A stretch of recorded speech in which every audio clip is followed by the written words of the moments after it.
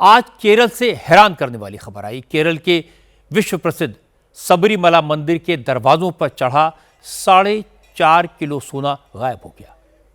सबरीमला के अयप्पा मंदिर के द्वारपालकों की गोल्ड प्लेटेड मूर्तियों को फिर से सोने की पॉलिशिंग के नाम पर चेन्नई भेजा गया, लेकिन मूर्तियों में लगा सोना चुराकर तांबे की प्लेटिंग कर दी गई। ये मामला तब सामने आया जब केरल हाईकोर्ट ने सबरीमला की संपत्तियों का सही ब्यौरा जमा करने का आदेश दिया। रिटायर्ड जस्टिस केटी शंकरन की निगरानी में सबरीमला मंदिर की सभी संपत्तियों का वजन किया गया, तो द्वारपालकों की मूर्ति का वजन 4.5 किलो कम निकला। पता चला कि 2019 में त्रावणकोर देवास्वम बोर्ड ने सबरीमला मंदिर के द्वारपालकों की तांबे की मूर्तियों पर लगी गोल्ड प्लेटिंग को पॉलिशिंग के लिए चेन्नई भेजा था। इस काम की जिम्मेदारी उन्नीकृष्णन पोट्टी नाम के शख्स को दी गई थी। जब ये मूर्तियां पॉलिश होने के बाद चेन्नई से सबरीमला मंदिर वापस आईं तो इनका वजन 4.5 किलो कम हो गया था। देवास्वम बोर्ड के अधिकारियों को इस बात की जानकारी थी, फिर भी उन्होंने कोई एक्शन नहीं लिया।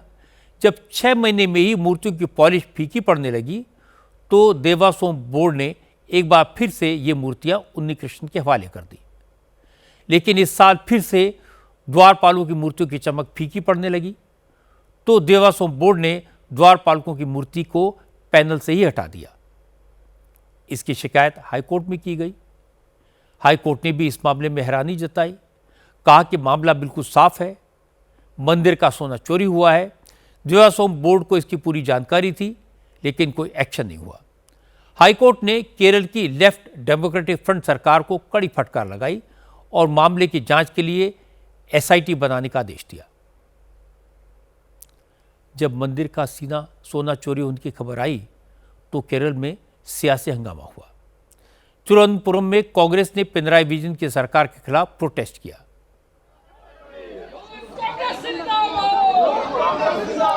इस मुद्दे पर केरल विधानसभा में भी शोर शराबा हुआ, नारेबाजी हुई। कांग्रेस की अगुवाई में लेफ्ट डेमोक्रेटिक फ्रंट के विधायकों ने सदन के सारे काम रोककर इस मामले पर चर्चा कराने की मांग की। Leader of opposition VD Satheesan ने आरोप लगाया कि सबरीमला मंदिर से सोना चुराने के मामले में सरकार के मंत्री और करीबी अधिकारी शामिल हैं, इसीलिए पिनराई विजयन की सरकार इस मामले को दबाने में जुटी है। सतीशन ने पूछा कि सोना चुराने की जानकारी सामने आने के बाद भी देवास्वम बोर्ड ने आखिर उन्नीकृष्णन पर एफआईआर दर्ज क्यों नहीं करवाई। इसी से पता चलता है कि लेफ्ट फ्रंट की सरकार ने भगवान अयप्पा के भक्तों की आस्था के साथ खिलवाड़ किया।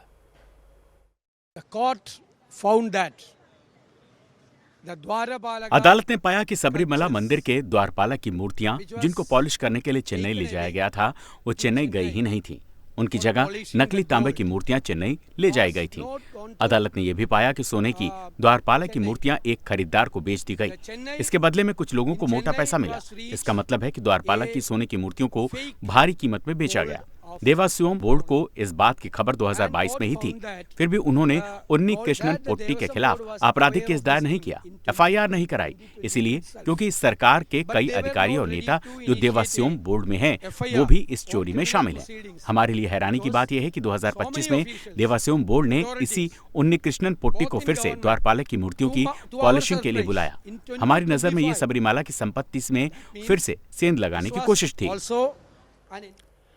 जब ये कंट्रोवर्सी बढ़ गई तो केरल सरकार ने देवास्वम बोर्ड के डिप्टी कमिश्नर बी मुरारी बाबू को सस्पेंड कर दिया। मुरारी बाबू 2019 में सबरीमला मंदिर के एडमिनिस्ट्रेटिव ऑफिसर थे और उन्होंने ही द्वारपालकों की मूर्तियों के वजन को लेकर गलत रिपोर्ट सौंपी थी। हालांकि बीजेपी ने आज कहा कि एक अधिकारी हटाने से कुछ नहीं होगा। असली चोर तभी पकड़े जाएंगे जब इस मामले की जांच सेंट्रल एजेंसी को सौंपी जाएगी। अब तो ये बात बिल्कुल साफ हो गई है कि सबरीमला मंदिर के गर्भगृह को, उसके कुछ हिस्सों को लूटा गया था। कुछ लोगों ने उसको चुरा लिया था। अदालत ने कल अपने फैसले में इसका स्पष्ट रूप से जिक्र किया है, लेकिन बदकिस्मती ने अदालत ने केरल के मुख्यमंत्री के मातहत काम करने वाले एक अधिकारी को ही इसकी जांच करने की जिम्मेदारी सौंप दी। मुझे इस जांच की पारदर्शिता पर शक है, क्योंकि इस मामले के दोषी लोग मुख्यमंत्री के बेहद करीबी हैं। इनमें से पहला उन्नीकृष्णन पोट्टी है, दूसरे देवास्वम ट्रस्ट के मौजूदा और पूर्व अध्यक्ष हैं। इनमें देवास्वम विभाग के मौजूदा और पूर्व मंत्री भी शामिल हैं। ये सब लोग मुख्यमंत्री के बेहद करीबी हैं। ऐसे में बीजेपी का मानना है कि इस मामले की एक केंद्रीय एजेंसी से जांच कराने की जरूरत है। अगर केरल हाई कोर्ट सो मोटो एक्शन ना लेता तो सबरीमला से गायब हुए गोल्ड के बारे में पता ही नहीं चलता। सबसे इंटरेस्टिंग बात यह कि जिस व्यक्ति पर सोना चोरी करने का आरोप लगा, उसने कई साल पहले मंदिर के बोर्ड को ईमेल के जरिए लिखकर कहा था कि उसके पास जो बचा हुआ गोल्ड है उसे वो एक शादी के लिए इस्तेमाल करना चाहता है। ये वही व्यक्ति जिसे मूर्तियों पर सोना चढ़ाने की जिम्मेदारी दी गई थी। पूरा मामला शॉकिंग है। अब एक फॉर्मर जज से कहा गया कि वो मंदिर की सारी वैल्यूएबल्स की इन्वेंट्री बनाएं और मंदिर में जो भी मेल प्रैक्टिसेस हैं उन सबको एक्सपोज किया जाए।